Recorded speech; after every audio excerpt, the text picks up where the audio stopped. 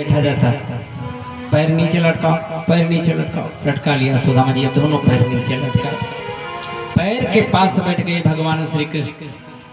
पैरों में तमाम धूल लगी है।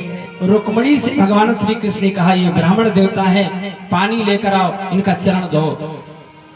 रुक्मणी जी पानी लेने चली गई और इधर सुदामा जी पैरों के पास कन्हैया बैठकर पीताम्बर से पैरों में जो धूल लगी थी धूल साफ करने लगे। धूल साफ करते करते तलवे में श्री कृष्ण के हाथ गए। सुदामा के तलवे में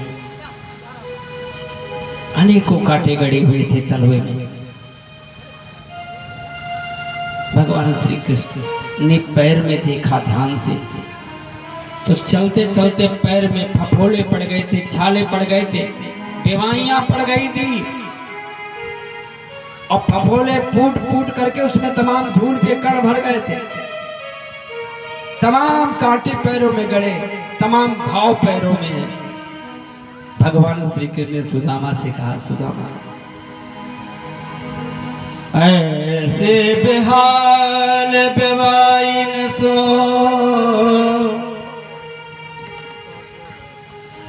ऐसे बेहाल बेवाइन सो,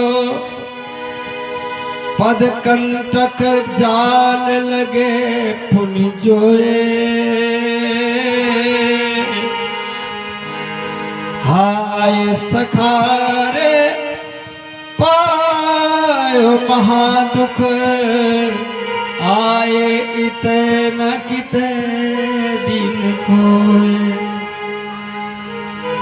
सुदामा आज तक कहाँ रह गए थे, आज इतने दिन के बाद आए। ये तुम्हारी दुर्दशा मुझसे देखी नहीं जाती। भगवान अपने हथेली पर सुदामा के पैरों को रख लिया, रोने लगे।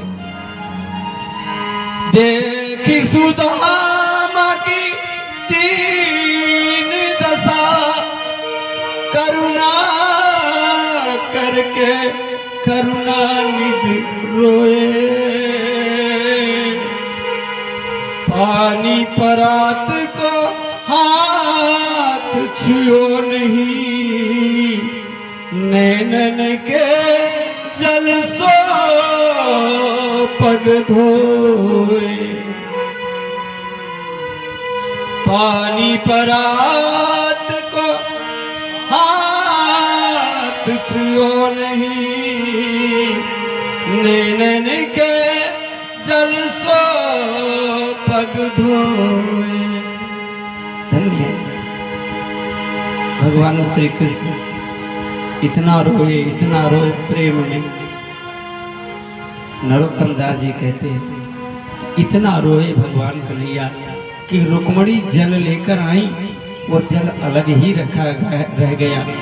भगवान इतना रोए कि उनके नेत्रों से जो आंसू निकले, उन आंसुओं से सुदामा का पैर प्रक्षालन हो गया। उसी आंसुओं से पैर धो दिया सुदामा। सुदामा से कहा, मित्र इतनी संकट सह लिए, तुम मेरे पास नहीं आए। ये गवाइयां, ये फफोले, ये कांटे। सुदामा जी से कहा, अच्छा चलो अब पहले तुम स्नान करो।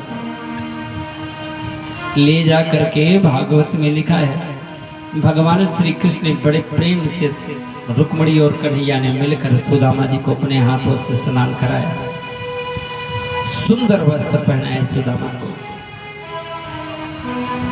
भोजन कराया। भोजन कराने के बाद सुदामा जी को रुक्मणी का जो बिस्तर था, दूध के धावल जैसा सफेद, दूध के फेन जैसा सफेद